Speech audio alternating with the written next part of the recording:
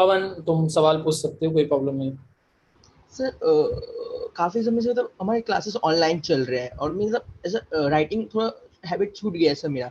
Plus मैं practice तो कर रहा हूँ बट सर मेरे जैसे ट्यूशन में जो जितने भी टेस्ट हो रहे हैं सर उसमें मेरा एक ही इश्यू आ रहा है, तो ऐसा कि जो लास्ट के कुछ क्वेश्चन शायद ऊपर के में मैं टाइम दे देता हूँ कि जो नीचे में लास्ट में जो मार्क्स कंटेनिंग मतलब 5 मार्क्स के 4 मार्क्स के क्वेश्चन में मतलब सर मेरे पास टाइम ही नहीं बच रहा है और छूट जा रहा है। सर आज मैं साइंस का पेपर था स्कूल में, तो सर उसमें क्या हुआ कि मैं सारे क्वेश्चन तो अटेंड किया बट लास्ट में मुझे जब 3 नंबर के 2 नंबर के क्वेश्चन आए, जब नीचे ज्यादा नंबर के क्वेश्चन आए तो उसमें मेरे पास टाइम ही कम बचा। मतलब 10 मिनट में मुझे 5 क्वेश्चन और मतलब कुछ डायग्राम्स वाले भी ऐसे करने पड़े। मतलब मेरे पास टाइम नहीं मिल रहा, मतलब कैसा पेपर करूँगी, मुझे टाइम मैनेजमेंट मतलब पेपर का पैटर्न मतलब मैं कहाँ से स्टार्ट करूँगी, मेरे पास टाइम मिले मुझे सर।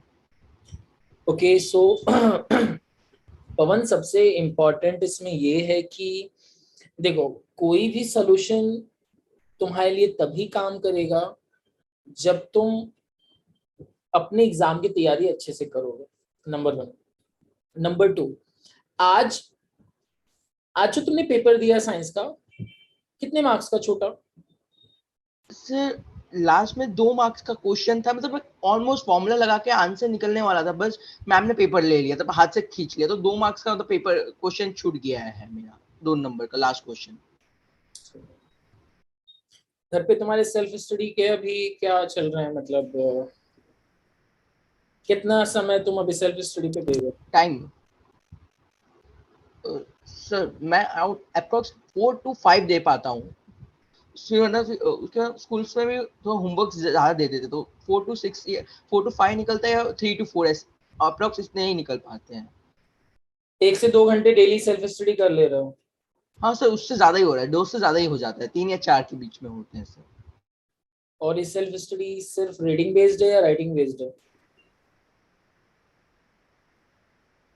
रीडिंग बेस करता हूँ और जो लास्ट के 1 आवर बचते हैं मेरे पास तब मैं राइटिंग मतलब मैं पर रीड रीड करके जब थोड़ा सा बोर हो जाता हूँ रीड कर करके या ऐसा लगता है कि मुझे आ गया है, तो मैं अपने आप को क्रॉस चेक करने के लिए वही चीज बिना बुक क्लोज करके लिखता हूँ उन चीजों को। तो वैसे में मैं मतलब करता हूँ ना, कुछ लिख के मतलब क्वेश्चन है उसको एक बार पढ़ा तो लिखा, फिर सेकेंड टाइम राइट किया मैंने सर। ठीक है, पहली प्रॉब्लम जो तुम्हारी है वो टाइम मैनेजमेंट से रिलेटेड है, isn't yes it? Sir. Yes sir. Great. और दूसरी प्रॉब्लम?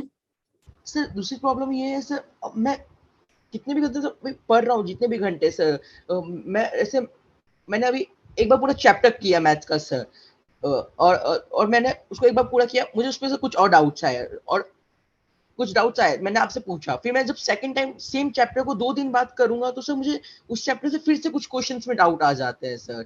तो कुछ चैप्टर्स ऐसे होते हैं कि जिसमें क्वेश्चंस में फिर डाउट आते हैं, मैं कितने बार भी मतलब करूँ हर एक चैप्टर में से एक ना दो डाउट आ ही जाएंगे जितने भी बार मैं चैप्टर करूँ, मतलब मुझे पूरा 100% कभी भी कोई चैप्टर मुझे ऐसा लगता है मेरे से होता नहीं हो पाता कोई भी चैप्टर 100%, पहली प्रॉब्लम, मैथ्स हो या साइंस। हाँ, आई थिंक ये जो प्रॉब्लम है तुम्हारी पहले से है, आई थिंक सो।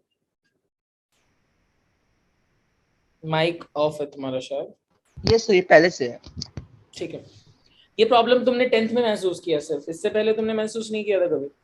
नहीं सर, क्योंकि मुझे ऐसा लगा क्योंकि मैं सारे आंसर अटेंड कर रहा हूँ ट्यूशन के टेस्ट में, तो भी मेरे मतलब 60 या 70% मार्क्स ही आ पा रहे हैं, मतलब जितने का भी हो रहा है उसका उससे 60 या 50% ही आ पा रहे हैं। तो मैं सोचा, मैंने देखा कि मैं गलती कहाँ हो रही है, तो मैंने देखा कि मैं जो कंटेंट लिख रहा हूँ वो उतने अप टू मार्क्स नहीं है, मतलब जितने मार्क्स के लिए चाहिए उतने के लिए नहीं लिख पा रहा, तो मैं फिर मैंने ये मतलब ये से रिलेट कर पाया मैं तब जाके अच्छा, कि ये 100% कुछ हो ही नहीं पा रहा। ये प्रॉब्लम सिर्फ मैथ्स में है कि साइंस में भी है? सोशल साइंस में साइंस में सर, भी?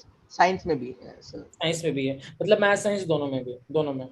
हाँ सर, ऐसे सब मैथ्स मैथ्स में कर लूंगा, मुझे मैथ्स इजी लगता है बाकी सब सब्जेक्ट से, क्योंकि मैथ्स में मुझे ऐसा लगता है सिर्फ फॉर्मूलाज के सिवाय कुछ याद करने का मैथ्स है नहीं। मैथ्स इतना इजी क्यों लगने लगा?